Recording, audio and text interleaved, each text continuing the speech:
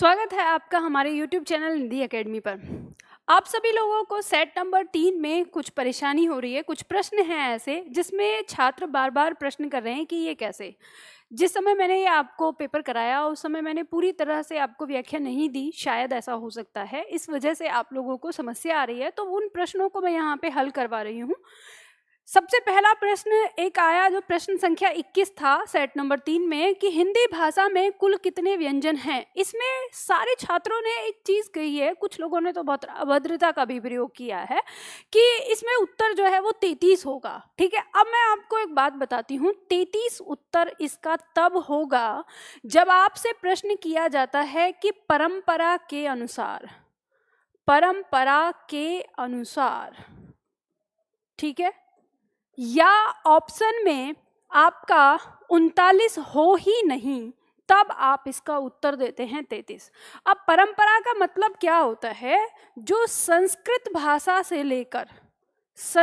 से लेकर हिंदी तक जो हमारी भाषाओं का क्रम आया है, उनमें जितने भी व्यंजन उपलब्ध रहे, तो इनमें हमारा क से लेकर ह तक जो हमारे व्यंजन आते हैं वो हमारे 33 होते हैं इनकी संख्या। तो इनको ये परंपरा के अनुसार ये हमारा हिंदी भाषा में व्यंजन की संख्या जब आती है तब आपका इसका जो उत्तर है वो 33 होता है। ठीक है, लेकिन जब हमसे पूछा गया है प्रश्न कि हिंदी भाषा में कुल की मतलब बात कही है कि हमारी हिंदी भाषा में वर्ण कितने हैं? 52। अब आपको पता है इस 52 में से अगर आपने 13 स्वर कौन से? 11 + 2, इनको अगर माइनस कर दिया तो बताइए इस 52 के बाद संख्या कितनी बचती है? आपकी संख्या 39 बचती है।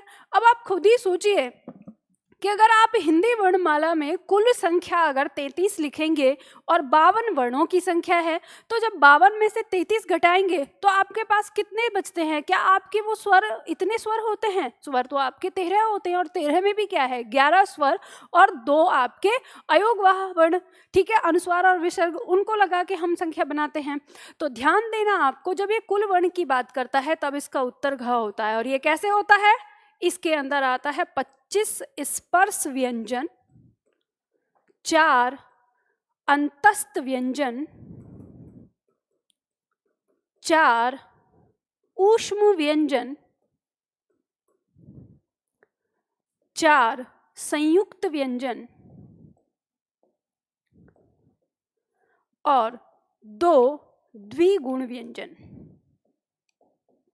ठीक है, और इनकी संख्या कुल मिलाकर कितनी होती है? 39 होती है, 39। तो यहाँ पे जो प्रश्न है, हिंदी भाषा में कुल कितने व्यंजन हैं, कुल संख्या आपसे पूछी है। तो उम्मीद करती हूँ अब आपको इसका उत्तर मिल गया होगा, ये ध्यान रखना है। और एक चीज और ध्यान दीजिएगा, 35 संख्या जो है अगर हम केंद्रीय हिंदी निर्देशालय के अनुसार देखें तो उसमें 35 दी हुई है। 35 कैसे? 33 + 2 द्विगुण व्यंजन, वो संयुक्त व्यंजन को उसमें नहीं रखता। इस तरह से हमारी जो संख्या है वो 35 रखता है। कौन? केंद्रीय हिंदी निर्देशालय। और केंद्रीय हिंदी निर्देशालय सरकारी एक संस्था है। अगर आप इसके अनुसार एनसीईआरटी देखेंगे तो एनसीईआरटी में इसकी संख्या 35 होती है, तो उसके हिसाब से भी आपका 33 नहीं होता अगर आप देखें तो। लेकिन हम यहाँ पे बात कर रहे हैं कुल संख्या की। तो कुल संख्या में जो हमने कहा है तो उस समय संख्या हमारी क्या होती है? 39 होती है। अब मुझे नहीं पता कि आप लोग कौन सी किताब से ये चीज पढ़ के आए हैं। आपको शब्दों को समझना है कि संख्या एक तरीके से नहीं पूछी जाती, आपकी परीक्षा में अलग अलग तरीके से संख्या पूछी जाती है व्यंजनों की। कभी हिंदी वर्णमाला के अंदर व्यंजन कितने हैं, कुल व्यंजन कितने हैं, संयुक्त व्यंजन कितने हैं, स्पर्श व्यंजन कितने हैं, अंतस्थ व्यंजन कितने हैं, ऊष्म व्यंजन कितने हैं, विभिन्न तरह से आपके प्रश्न पूछे जाते हैं। तो प्रश्न को पूरा पढ़ना है, तब उसका उत्तर देना है। ठीक है, उसके बाद अगला प्रश्न है, प्रश्न ये था 26, जिसमें पूछा गया कि निम्न में से किस शब्द में प्रत्यय का प्रयोग हुआ है। तो 4 शब्द हैं यहाँ पर कि विचलित, अधिक, पुलकित और धनिक। तो यहाँ पे कह रहा है कि प्रत्यय का प्रयोग हुआ है। मैंने आपको बताया था कि यह प्रश्न गलत हो गया है। यहाँ प्रश्न क्या होना चाहिए कि प्रयोग नहीं है। प्रश्न जो पूछा गया था क्या है? प्रयोग नहीं हुआ है। अब नहीं हुआ है में तो हमारा जो उत्तर है वो क्या आएगा? अधिक आएगा। लेकिन इस पर भी बहुत सारे छात्रों ने ये कहा है कि इस तरह की चीज़ें, और लैंग्वेज तो ऐसी कि मैं आपको क्या बताऊं कि कमेंट कर रहे हैं कि मैडम सजने पे ध्यान मत दो, पढ़ाई कर लो। मतलब ऐसी मुझे कमेंट कर रहे हैं, तो मुझे बड़ी तेज गुस्सा आता है जब इस तरह से कि क्या सजना है। मतलब अगर मैं सही ढंग से कपड़े पहनती हूँ, सही ढंग से आती हूँ आपके सामने, तो ये मैं सजने पे ध्यान दे रही हूँ? मतलब मेरे अंदर, मुझे पढ़ना लिखना नहीं आता, मुझे पढ़ाई नहीं आती मुझसे। तो इस तरह से ऐसी भाषा का प्रयोग ना करें। और मैं अब आपको यहाँ पे बता रही हूँ, मैं उन छात्रों के लिए नहीं कह रही कि जो मेरे अच्छे छात्र हैं, जो हमेशा सही तरीके से, यहाँ पे मैं इसलिए उन छात्रों को बोल रही हूँ कि जो किसी भी टीचर को एकदम से उठा के किसी भी टीचर पे ऐसे गंदी अभद्रता वाली भाषा का प्रयोग करते हैं। तो उन छात्रों के लिए मेरा ये कहना है कि आप अभी स्टूडेंट हो, ठीक है? तो स्टूडेंट हो तो स्टूडेंट की अवस्था में रहते हुए किसी शिक्षक पर इस तरह की उंगली उठाना, इस तरह की भाषा का प्रयोग अच्छा नहीं रहता। तो अब यहाँ पे वो समझ लो, हालांकि मैंने उस छात्र को जवाब दिया, तो जवाब देने के बाद कमेंट तुरंत डिलीट कर दिया। अभी इतने ही आपके अंदर इतना ही बड़ा टैलेंट था, तो अब हिम्मत करके फिर उस चीज़ को बताते ना कि चीज़ें क्या हैं। यहाँ पर ध्यान दीजिए, इस शब्द को मैं बताती हूँ। जब मैंने आपको बताया तो मैंने पूरा आपको बता दिया था कि विचलित में इन दोनों में इत प्रत्यय जुड़ा हुआ है। तो देखो ध्यान दीजिए, शब्द है आपका विचल, विचल में जुड़ा है इत प्रत्यय।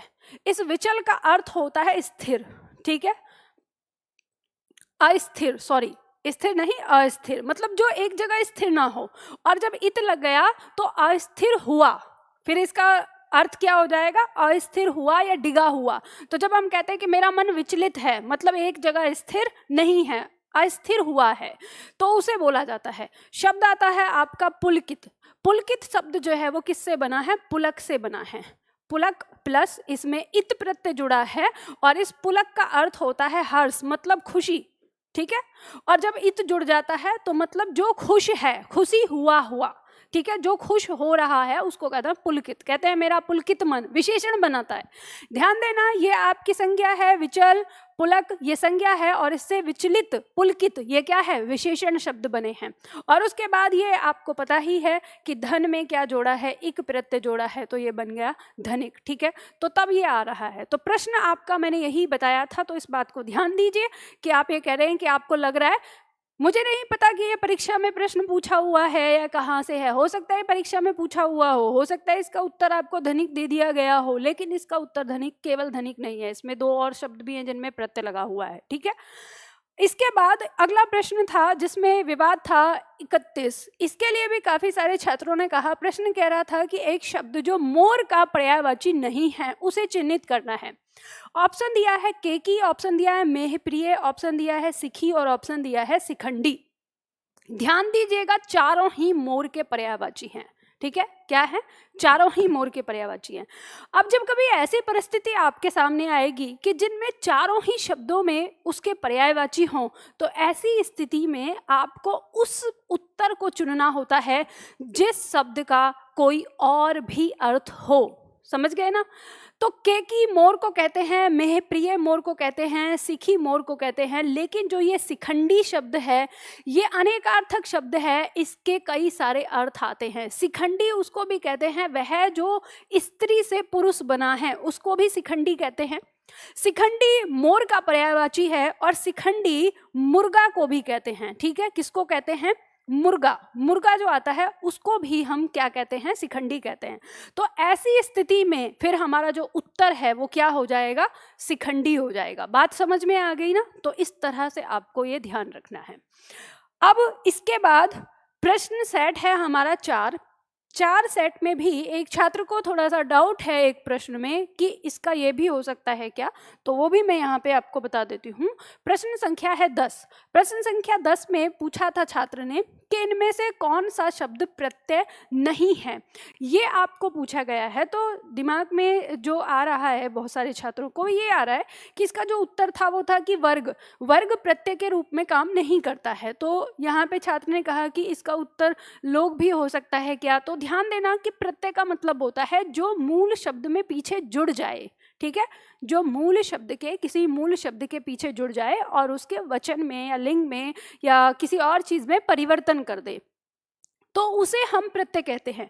तो अब यहाँ पर ध्यान दीजिए कि जैसे हम मान लो शब्द लिखा हमने नेता, तो नेता शब्द के बाद अब ये नेता तो एक वचन हो गया, ठीक है। अब हम इसका अगर बहुवचन बनाते हैं तो हम लोग शब्द जोड़कर नेता लोग इसका क्या बना देते हैं, बहुवचन।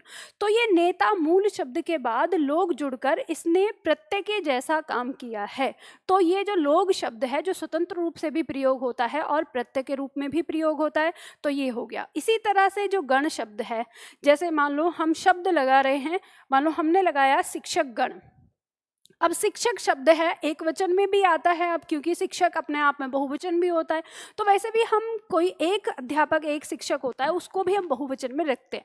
लेकिन आप दिखाना चाहते हैं शब्द से शिक्षकों का समूह, उसको बहुवचन में रखना है तो वहाँ पे आप क्या कहेंगे, वहाँ पे आप गण शब्द का प्रयोग करके इसको बहुवचन दिखा सकते हैं कि शिक्षक गण। तो यहाँ पे इस तरह से लिखा जाएगा। अब ये अलग अलग नहीं लिखा जाता, ये इसके साथ सुरेखा के साथ जुड़ता है, क्योंकि प्रत्यय जो है वो मूल शब्द के साथ जुड़ता है।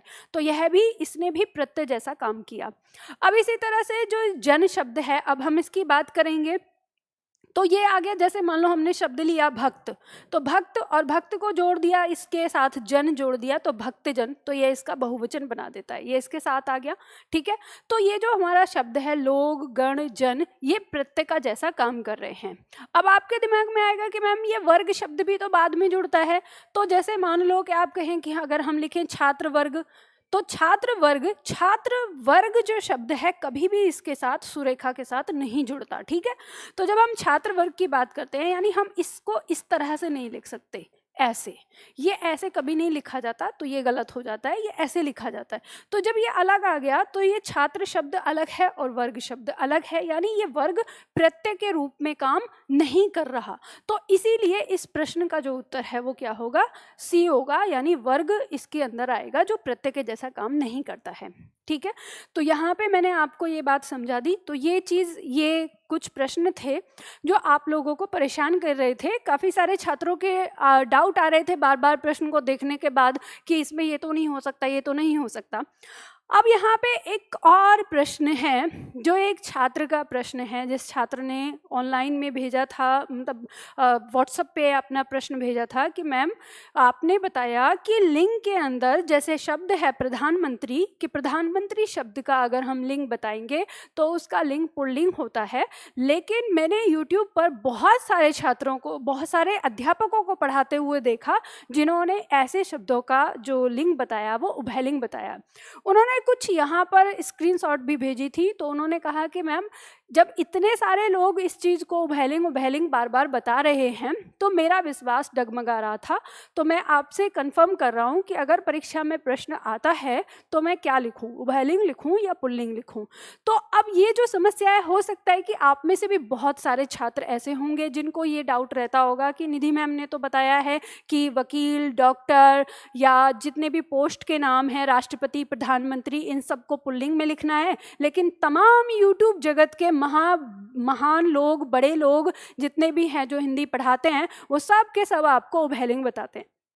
तो अब मैं आपको यहाँ पे, मैंने उसी चीज़ को यहाँ पे जोड़ा है कि मैं आपको सबूत के साथ दिखाऊंगी, क्योंकि बात ये बिल्कुल सही है। अगर किसी एक चीज़ को 10 लोग बोल रहे हैं और 10 में से अगर एक व्यक्ति कह रहा है, मान लो कि जैसे दिन है, और दिन को अगर 10 लोगों में से मैं अगर दिन कह रही हूँ कि देखो दिन है, सूरज निकल रहा है, धूप खिली हुई है, दिन है, लेकिन सब लोग मिलकर कह रहे नहीं रात है, तो एक व्यक्ति का मत नहीं होता, फिर जो बहुमत होता है उसी को माना जाता है। तो इसलिए आपके दिमाग में डाउट होगा, बिल्कुल आता है। अब मैं आपको दिखाती हूँ यहाँ पे शब्द। तो यहाँ पे ये प्रश्न किसी ने पढ़ाया होगा यूट्यूब पे, जो उन्होंने मुझे स्क्रीनशॉट भेजा था। तो इन सर ने यहाँ पे जो प्रश्न लिखा है कि मंत्री शब्द का लिंग क्या है, तो इन्होंने यहाँ पे उसका जो उत्तर है वो उभयलिंग बताया है, ठीक है। अब मैं आपको बताती हूँ कि हिंदी शब्दकोश है। हिंदी शब्दकोश आप उठा के देखिए, राज्यपाल का हिंदी शब्दकोश आता है, या इसके अलावा कोई और भी आपके पास हो तो वो भी उठाना। राज्यपाल का आपको लगभग हर बुक शॉप पे मिल जाता है, इसलिए मैंने आपको बताया। तो उसी बुक में यहाँ पर मंत्री शब्द के सामने लिखा है कि मंत्री शब्द जो है ये संस्कृत भाषा का है, ठीक है। पहले तो इसमें भाषा दी हुई है, फिर आगे दिया है ये जो पू लिखा हुआ है, इस पू का मतलब है कि इसका लिंग क्या है, पुल्लिंग है, ठीक है। तो यहाँ पे बता रहा है कि इसका लिंग क्या है, इस समय पुल्लिंग है। तो आप यहाँ देख सकते हैं कि शब्दकोश ने पहले ये बात कही है कि इसका जो लिंग है वो क्या है, पुल्लिंग है। अब मुझे नहीं पता ये जो सर भी है, जो भी सर हैं, ये सर किस तरह से मंत्री को उभयलिंग बता रहे हैं, ये आपको विचार करना है। एक और उन्होंने स्क्रीनशॉट भेजा था कि प्रश्न था प्रधानमंत्री में कौन सा लिंग होगा, और इन्होंने उदाहरण में और भी बहुत सारी चीज़ें दी हैं, राष्ट्रपति, राज्यपाल, मुख्यमंत्री, प्रधानमंत्री, ऐसे शब्द। तो इसका भी उत्तर उभयलिंग दे रखा है। अब स्वाभाविक सी बात है, आप बच्चे हो, आपका दिमाग बिल्कुल हिल जाएगा। लेकिन अब देखो उसी शब्दकोश में मैं आपको फिर शब्द दिखाती हूँ, प्रधान शब्द। प्रधान शब्द संस्कृत का है और ये एक विशेषण है। जब ये प्रधान शब्द इस मंत्री शब्द के साथ मिलता है तो ये भी क्या बनता है, पुल्लिंग बनता है। ये शब्दकोश बता रहा है। और ये बात ध्यान रखिएगा, ये शब्दकोश मैंने नहीं लिखा, ये शब्दकोश मैंने नहीं लिखा।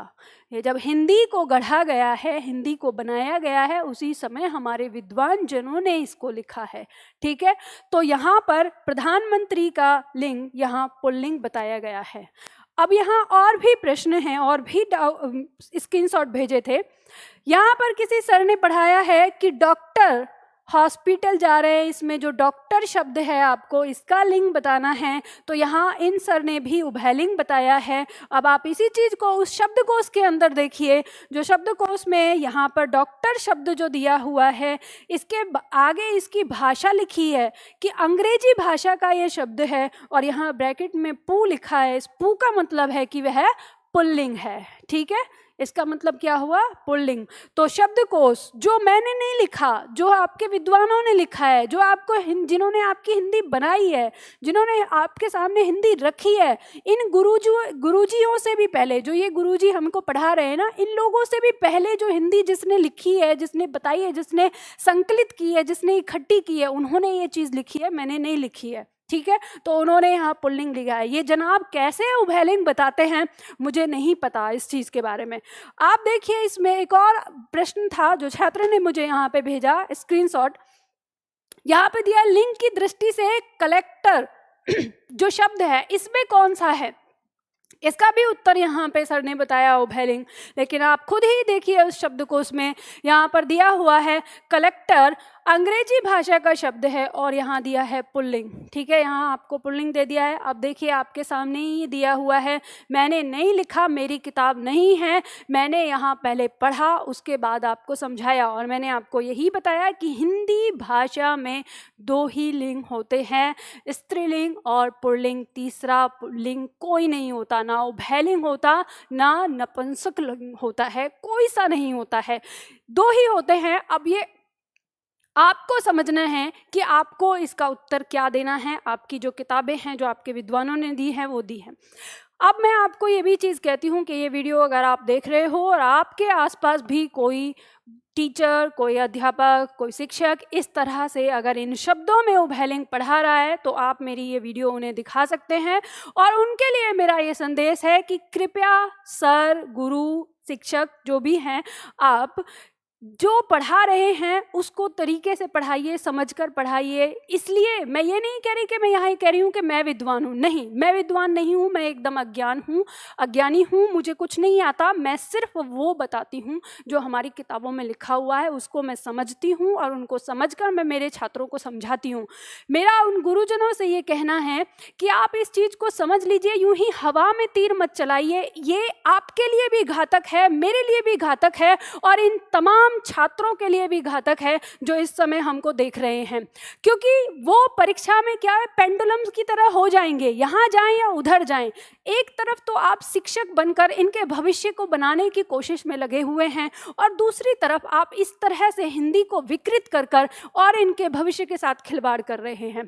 तो वो चाहे मैं हूँ, चाहे आप हैं, या कोई भी है, इन छात्रों के लिए अगर आप ये जिम्मेदारी लेते हैं कि इन छात्रों का भविष्य बनाने के लिए आप अगर यूट्यूब जैसे इतने बड़े चैनल पर अगर खड़े होते हैं, तो कोई भी चीज़ जब लेकर आते हैं तो उस पर ज़रूर रिसर्च करिए और रिसर्च करके आइए।